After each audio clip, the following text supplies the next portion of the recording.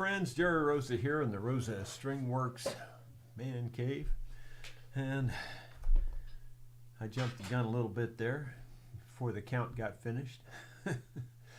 Anyway, I've got a short vlog for you today. I don't think it's going to take very long, but I do have two short video clips to show you. And I thought we'd also do a little diamond testing since I've got my tester in now, and show you what the results are, the sad results. But first, did you see old Itchy Boots? She's on another borrowed motorcycle on an island that belongs to Yemen. I had never heard of that island. I can't remember the name of it now, of course, you know me and names. But it really looked beautiful. I mean, I don't know. It's just amazing to me that life goes on in all these places. I mean, everywhere on the planet, there's somebody just living just like we are. I think the only difference is it's a lot easier to live here. Or at least it appears to be that way to me. I guess it's all in what you get used to. I mentioned testing diamonds. Let me plug this thing in here. I have this diamond tester. And the way it works is you plug it in, and there's a dial here, and you set it to the size of the diamond. And I'm just going to set it on medium because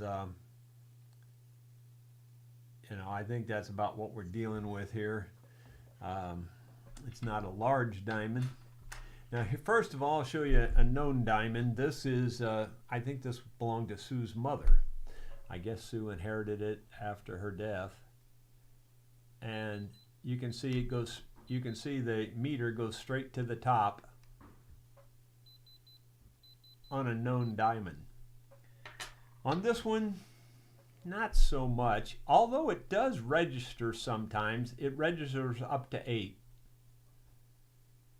Except it all depends how you hold it on this thing. I don't know. It's not registering at all right now, of course. There it started. There it is. It goes up to 8 most of the time. Right there it's on 7. Like, you know, if it was pure glass, it wouldn't register at all. On the one at the jeweler's store, it went up to, I think, 7 or 8. See, now there it goes all the way to the top. That's what's weird. I think this thing's very inconsistent. That's the problem with this cheap meter, I guess. But it's never failed to, the real diamond, it hits it full force every time.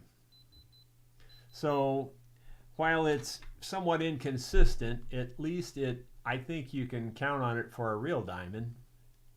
And this one here, let's see if it'll pick it up again. The one I found. It really seems to matter how you get it, how you hold it on there. I can't get it on there right now. I don't know. It's crazy. I don't think you can see it. Anyway, it's not working very well. It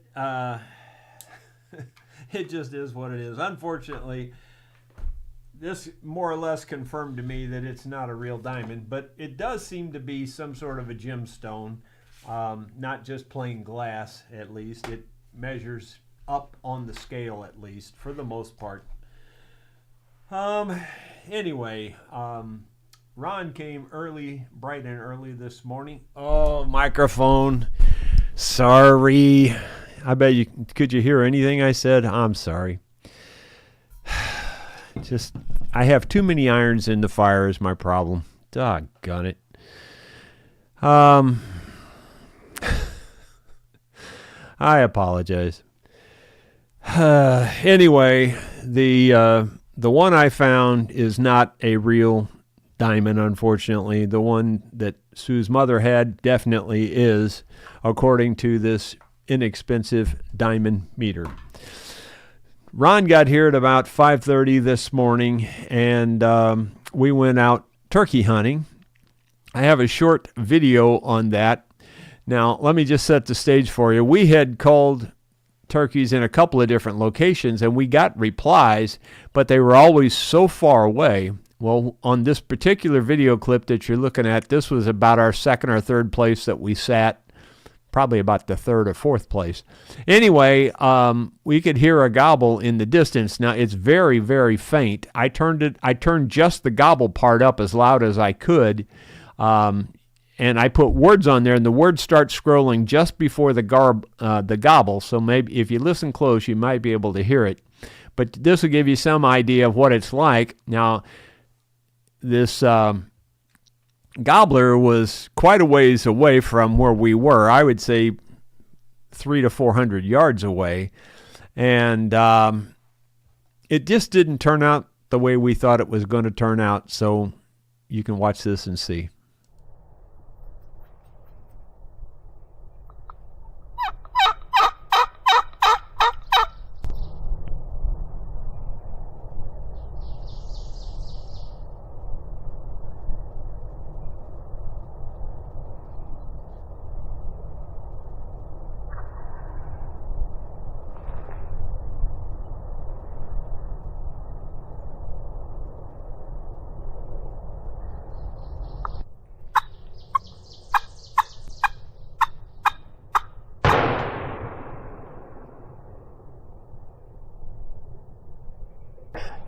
He got our gobbler.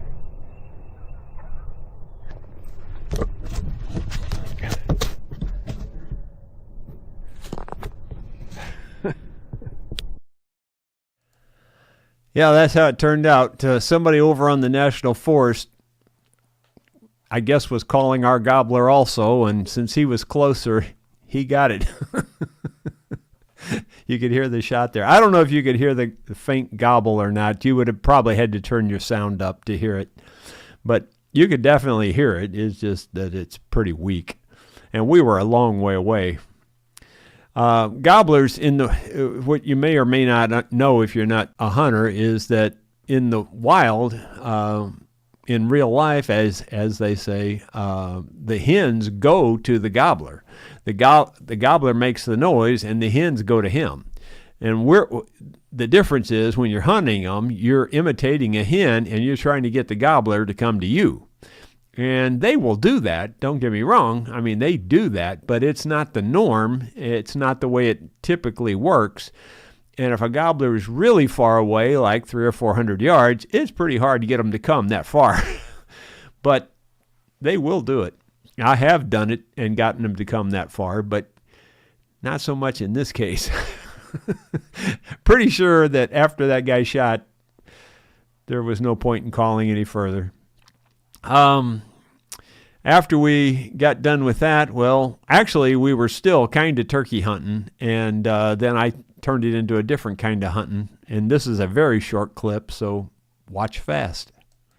Ron and I have been out turkey hunting this morning and had one shot out from under us. We had a gobbler talking to us, and I guess he was talking to the other guy too, because the other guy killed it. Well, now we're mushroom hunting, and look what I just found. Do you see it? That's a big boy right there. And there's probably more around here. Yeah, I told you it was short. Well, I did find one other small one. Well, actually, that was in the same location that I filmed the other day where we found the mushrooms. And the other little tiny one that I passed up the other day was slightly bigger today, so I went ahead and picked it. It wasn't much bigger, but it was a little bit bigger. So anyway, they don't generally grow after they pop up. They generally don't get bigger. You can wait several days and go back and check them, and they usually stay the same size. Only twice now, that's the second time, have I seen them actually increase in size a little bit. And this one was only marginally bigger. And I should have filmed that one, but I didn't. I just didn't think of it. I don't know. Then after that, well, Ron and I stayed busy. We cut up 3 more of his sawmill logs, the red cedar. And so he got, I don't know, somewhere in the neighborhood of 25 more boards for his wall. And they're not real big logs, but still got a lot of boards out of them, and 7 foot long. So anyway, that's the name of that tune. I think that's everything I have for you today. I might just mention I did do several metal detecting bouts over the weekend for just, maybe an hour at a time, and didn't really find anything that you need to see. Nothing. I think the best thing I found was pretty lame. I found a modern quarter and 3 modern pennies. Not much to talk about. Let's see. David Tharp was the first one to ring in today, and he says, "Howdy, y'all. I learned something yesterday, and I pass it along. When the grandkids come for egg hunt, tell them you hid 5 more eggs than you actually did. Then you can take a nap." There you go. And then David says, "I read where a man dug a 12-foot hole before he realized his metal detector was picking up his steel-toed boots." That is not that uncommon, believe it or not. Like you'll lay your tools down there and you think you're getting a signal, and it could be a foot away from it and it'll be picking that thing up, So you got to be real careful what kind of metal you have. Even the metal you carry in your pouch, if you kneel down and try to use your detector, it'll pick up what's in your pouch if you're not careful. So that does happen quite often, actually. And it even happens with the pinpointer, the little handheld device that you use to pinpoint the thing down in the dirt.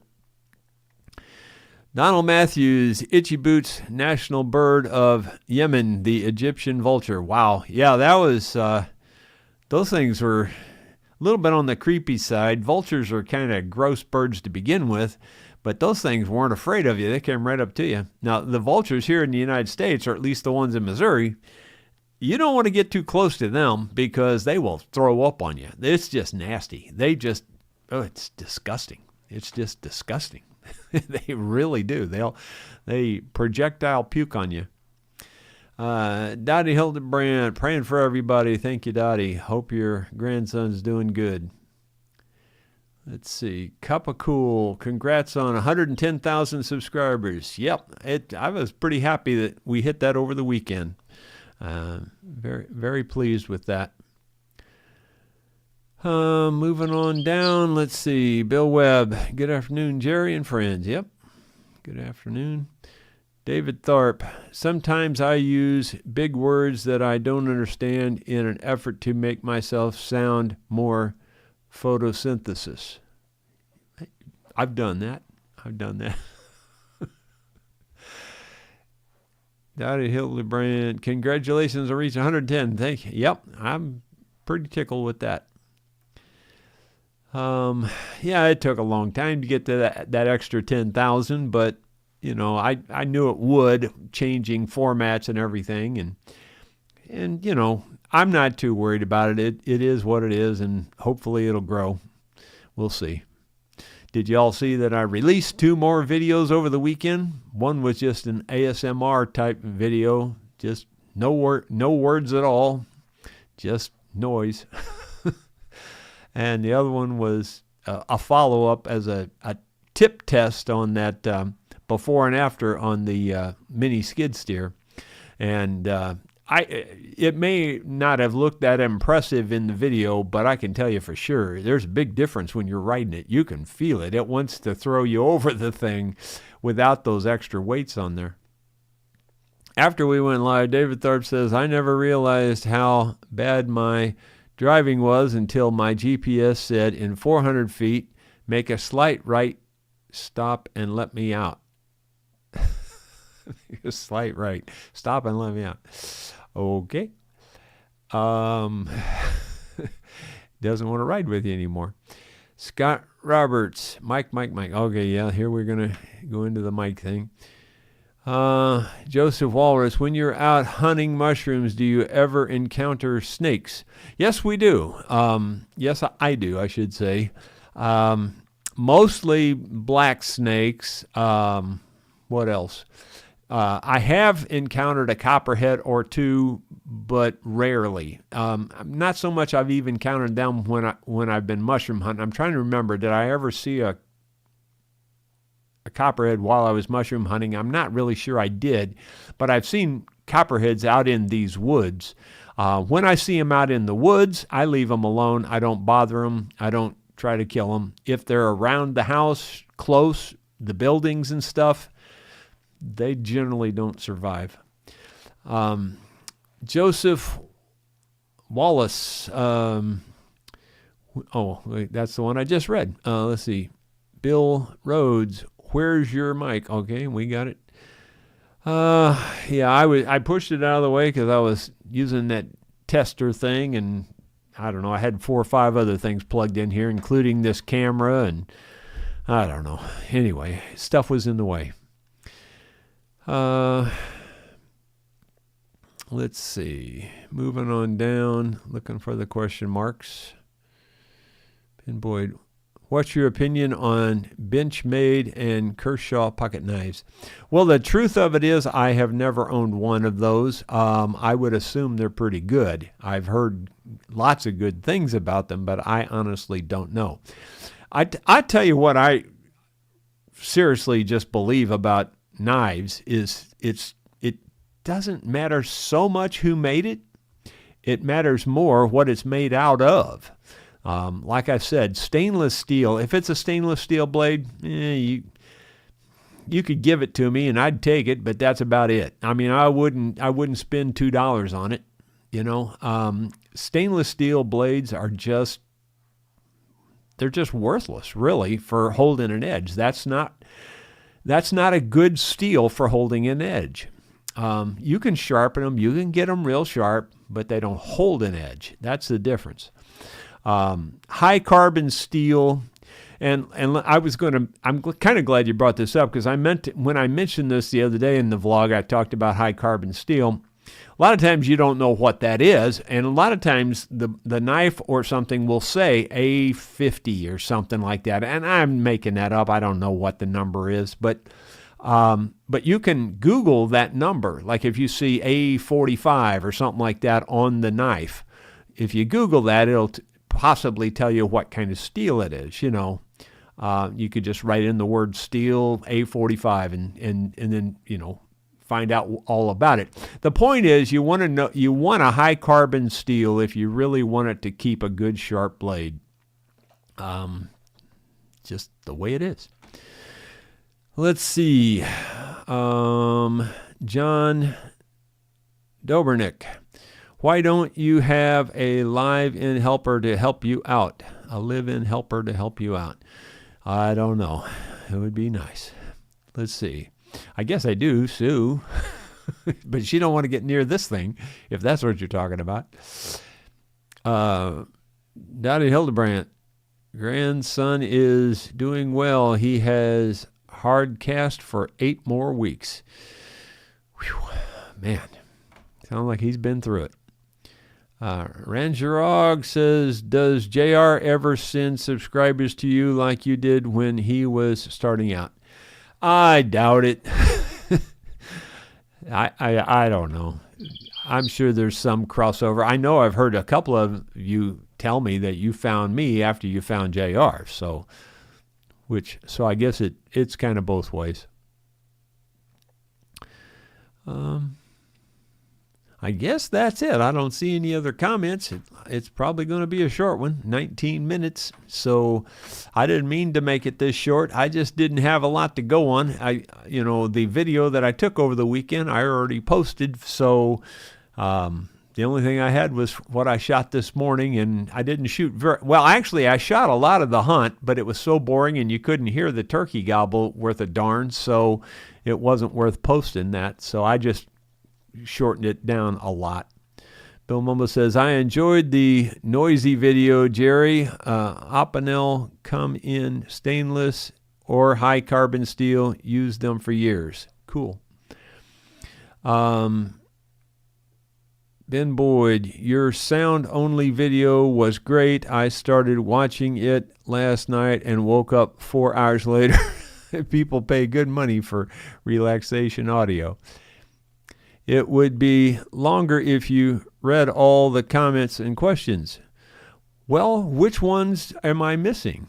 I mean, I'm reading all the ones I see that say have question marks. So tell me which one I'm missing. Ronald Todd, where's the generator video? The generator video. I'm not sure I know what. Oh, you mean about putting the generator on the water wheel? Well, I haven't done that yet, so we'll wait until that happens. But I do have a generator I made out of a washing machine that I'm going to put on the water wheel eventually. There's just a lot to do and a lot to keep up with. But anyway, I do appreciate y'all being here. Thank you for being here. We will see you tomorrow with something else.